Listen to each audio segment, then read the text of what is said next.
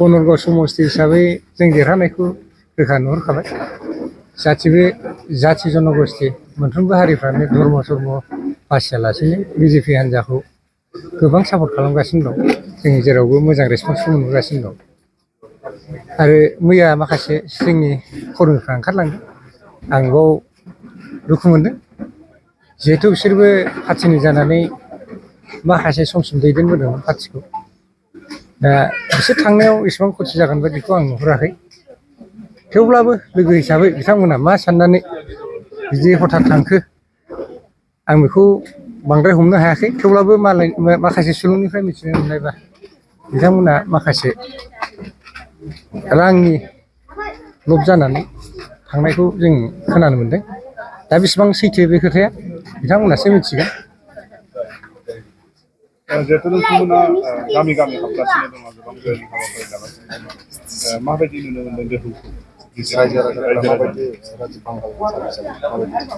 दोहौआथ' जोङो थांनाय आगष्ट मासनिफ्रायनो जोङो लागातार माने सानसेबो रेस्ट लायाबालासिनो जों खामानिखौ मावबोगासिनो दं जों सिगाङाव खस्थ' मोनबोदों आगष्ट समाव खोब खममोन बिजेपि हिसाबै माने सापर्टारा खम बेखौ आं बुंनो थाङा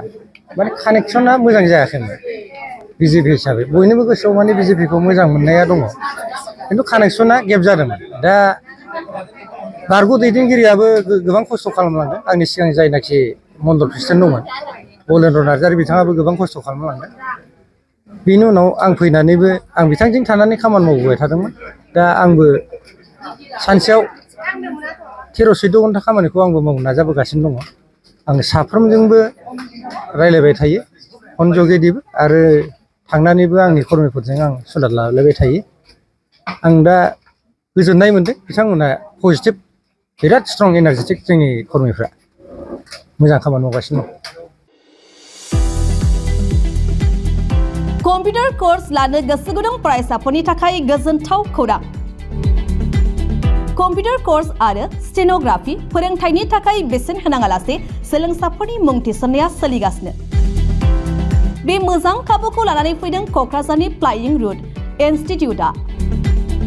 क'क्राझार सहरनि जेडी रड खोदोमथलायाव थानाय फ्लाइंग रुट इनस्टिट्यूटआ एभिएशन आरो हस्पिटेलिटी सोलोंथायनि अनगायैबो बे खेबाव सोलोंसाफोरनि थाखाय लानानै फैदों कम्पिउटार आरो स्टेनोग्राफि विथ टाइपिंग कोर्सनि मोनसे मोजां खाबु कम्पिउटार आरो स्टेनोग्राफि कोर्स सोलोंनो गोसो गुदुं फरायसाफोरनि थाखाय क'क्राझारनि फ्लाइंग रुट इनस्टिट्यूटआव सा 30 सोलोंसाफोरनि थाखाय बेसेन होनाङालासे मुं थिसननाया दासान्दि सोलिगासिनो आरो फैगौ 31 मार्चसिम सोलिबाय थागोन रोंगौथि गोनां फोरोंगिरि आरो गासै मोजां खाबु थानाय बे फसंथानाव 1 बोसोरनि थाखाय PGDCA कोर्स 6 दाननि थाखाय DCA कोर्स आरो 3 दाननि थाखाय CCA कोर्सनि सोलोंथाय लानो हागोन जायनि गेजेराव कम्पिउटार सफ्टवेयर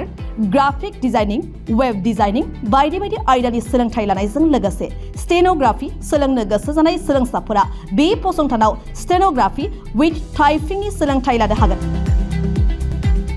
अब्ला मानोथो गोबाव खालामनो जायफोर सोलोंसाफोरा कम्पिउटार कोर्स आरो स्टेनोग्राफि सोलोंनो गोसो नोंथांमोनहा बेसेन होनाङालासे थाबैनो क'क्राझारनि फ्लाइंग रुट